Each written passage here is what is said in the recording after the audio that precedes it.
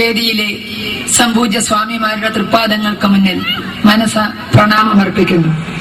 വേദിയിലെ മറ്റു മാനനീയ പ്രമുഖരെ, സ്നേഹം നിറഞ്ഞ അമ്മമാരെ, സഹോദരന്മാരെ, രാഷ്ട്രീയ സ്വയംസേവക സംഘത്തിന്റെ ദ്വിതീയ സർസംഘചാലകായിരുന്ന പരംപൂജനീയ ഗുരുജിയുടെ ജന്മശതാബ്ദി ആഘോഷങ്ങളുടെ താലൂക്ക് തല പരിസമാപ്തിയിലാണ് ഞാനും നിങ്ങളും ഒരുമിച്ചിരിക്കുന്നത്.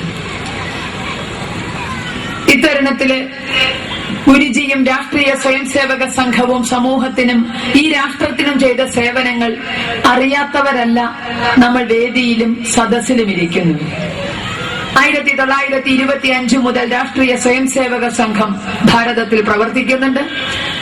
യുഗപ്രഭാവനായ ഡോക്ടർ ജിയും കർമ്മസന്യാസിയായ ഗുരുജിയും തെളിച്ച മാർഗത്തിലൂടെ 10,000-കണക്കിന് പേർ നമുക്ക് മുന്നേ നടന്നുപോയിട്ടുണ്ട്. കേരളത്തിലും 1940-കൾ മുതൽ രാഷ്ട്രീയ സ്വയംസേവക സംഘം പ്രവർത്തിക്കുന്നുണ്ട്.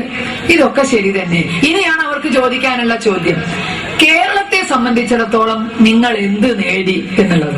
നമ്മൾ പലപ്പോഴും പലരും നേരിടാറുള്ളൊരു ചോദ്യമാണത്. കേരളത്തെ സംബന്ധിച്ചിടത്തോളം നിങ്ങൾ എന്ത് നേടി? ആ ചോദ്യം അവരൊന്നുകൂടെ വ്യക്തമാക്കി തരും. ഒരു MP-യെയോ ഒരു MLA-യോ ഇതുവരെ ഉണ്ടാക്കാൻ സാധിച്ചു? നമ്മൾ നേരിട്ടുണ്ടാവും ഒരു ചോദ്യം. ഇത്തരം ഒരു ചോദ്യം തന്നെ വരാൻ കാരണം ഇന്നത്തെ സമൂഹത്തിന്റെ കാഴ്ചപ്പാടാണ്. അതായത് രാഷ്ട്രത്തിന് വേണ്ടി പ്രവർത്തിക്കുക അഥവാ രാഷ്ട്രീയം എന്ന് പറഞ്ഞാൽ അത് കക്ഷി രാഷ്ട്രീയമായിരിക്കണമെന്നും കക്ഷി രാഷ്ട്രീയത്തിന്റെ അളവുകൾ അറിയാം. കേരളത്തിലെ ഹിന്ദു സമൂഹത്തിന് ഒരുപാട് മാറ്റങ്ങൾ ഉണ്ടായിട്ടുണ്ട് എന്നുള്ളത്. 1921 ഒരു കൂട്ടം മാപ്പിളമാർക്ക് ഹാലിളകിയപ്പോൾ ആ മുസ്ലിം തീവ്രവാദിക്ക് മുന്നിൽ സ്വന്തം തല വെച്ചുകൊടുത്ത ഹിന്ദു, സ്വന്തം മതം വെച്ചുകൊടുത്ത ഹിന്ദു, സ്വന്തം സ്വത്തുക്കൾ ഉപേക്ഷിച്ചു കൊടുത്ത ഹിന്ദു, സ്വന്തം ക്ഷേത്രങ്ങൾ തകർക്കുന്നത് നിർവികാരതയോടെയും നിസ്സംഗതയോടെയും നോക്കി നിന്ന ഹിന്ദു, സ്വന്തം ജീവൻ രക്ഷിക്കാൻ വേണ്ടി തിരിഞ്ഞു നോക്കാതെ ഓടിയ ഹിന്ദു, ദോഷം പറയരുതല്ലോ, കൂടെ ആരെങ്കിലും ഓടുന്നുണ്ടോ എന്നും കൂടി നോക്കാതെ ഓടിയ ഏറനാട്, വള്ളുവനാട് താലൂക്കുകളിലെ ഹിന്ദു ചരിത്രത്തിന്റെ ഏടുകളിൽ നാണം കെട്ട കഥകൾ രചിച്ചുകൊണ്ട് കിടക്കുന്നു.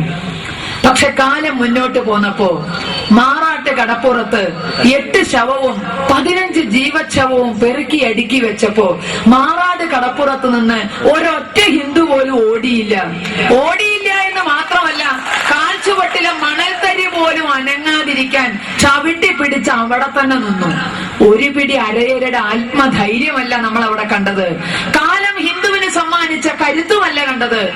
മറിച്ച് രാഷ്ട്രീയ സ്വയംസേവക സംഘത്തിന്റെ ചിട്ടയായ പ്രവർത്തനം ഹിന്ദു സമാജത്തിലുണ്ടാക്കിയ സംഘബോധവും ആത്മബലവുമാണ് മാറാട്ട കടപ്പുറത്ത് വിജയഗാഥ രചിക്കാൻ അവിടുത്തെ അരയരെ പ്രാപ്തരാക്കിയത്. 1950 ശബരിമല ക്ഷേത്രം കത്തിയതല്ല, കത്തിച്ചു. ഒരു കൂട്ടം ക്രിസ്ത്യൻ മതമൗലികവാദികളുടെ അഗ്നിതാണ്ഡവത്തിന് മുന്നിൽ കലിയുഗ വരദനായ അയ്യപ്പസ്വാമിയുടെ ശ്രീകോവിലും വിഗ്രഹവും വരെ കത്തി നശിച്ചു. ഈ സമയത്ത് അന്നത്തെ ശരാശരി ഹിന്ദു ചെയ്തത് ക്ഷേത്രങ്ങളിലും പൂജാമുറികളിലും നിന്ന് കണ്ണീരോടുകൂടി പ്രാർത്ഥിച്ചു, അയ്യപ്പ അവന്റെ കൈ വെട്ടപ്പാന്ന്. അയ്യപ്പൻ വാടക കുണ്ടേനെ പോലെ ടെൻഡർ ഏറ്റെടുക്കാനൊന്നും തുടങ്ങാത്തോണ്ട് ആരുടെയും കൈ വെട്ടിയില്ല. അർജുന, നീ ആയുധം എടുക്കാൻ, ഞാൻ തേർത്തെളിക്കാമെന്ന് പറഞ്ഞ ഭഗവാനെ മറന്നുകൊണ്ടാണ് നമ്മൾ ആ പണി ചെയ്തത്. അർജുന, നീ അവിടെ നാമം ചൊല്ലിയിരിക്കുക, എല്ലാം ഞാൻ ശരിയാക്കാന്നല്ല പറഞ്ഞത്, നീ ആയുധം എടുക്ക, ഞാൻ തെളിക്കാന്നാ പറഞ്ഞു. അത് മറന്ന ഹിന്ദു അയ്യപ്പ അവന്റെ കൈ വെട്ടപ്പാന്ന് പറഞ്ഞു. ഒന്നും സംഭവിച്ചില്ല. കാരണം അന്ന് രാഷ്ട്രീയ സ്വയംസേവക സംഘം കേരളത്തിൽ കാലൂന്നി എന്ന് പറയാറായിട്ടില്ല, വിരലൂന്നിയിട്ടേ ഉള്ളൂ. അതുകൊണ്ടാണ് അന്നത്തെ ഹിന്ദുവിനെ ഇങ്ങനെ പ്രാർത്ഥിക്കുക മാത്രം ചെയ്യേണ്ട സ്ഥിതി വന്നത്. പക്ഷെ 1980-കളില് ശബരിമല ക്ഷേത്രത്തിന്റെ പൂങ്കാവനമായ നിലയ്ക്കൽ മഹാദേവ ക്ഷേത്ര സന്നിധിയില് കുരിശ് പൊട്ടിമുളച്ചപ്പോ ആ കുരിശിന് മുന്നിൽ ഹിന്ദു കണ്ണീരോടുകൂടി അയ്യപ്പ അവന് വേണ്ടത് കൊടുക്കപ്പാന്ന് പറഞ്ഞില്ല. സ്വാമിയെ ശരണമയ്യപ്പ എന്ന് വിളിച്ച് അനുഗ്രഹം തേടി ഹിന്ദു തന്നെ ഇറങ്ങി. ഹിന്ദു സംഘടിച്ചിറങ്ങി ആ കുരിശ് പിഴുത് അവിടുന്ന് ഒരു ഏറെറിഞ്ഞപ്പോ കിലോമീറ്ററുകൾ അപ്പുറത്ത് ആങ്ങാമൊഴിയിൽ അത് ചെന്നു വീണുവെങ്കില് അതും കാലം സമ്മാനിച്ച കരുത്തോ കാലം സമ്മാനിച്ച മാറ്റമോ അല്ല, രാഷ്ട്രീയ സ്വയംസേവക സംഘം പടുത്തുണ്ടാക്കിയ സംഘടിത ഹിന്ദു ശക്തിയാണ് നിലയ്ക്കലിലെ വിജയഗാഥ രചിക്കാൻ നമ്മെ സഹായിച്ചത്.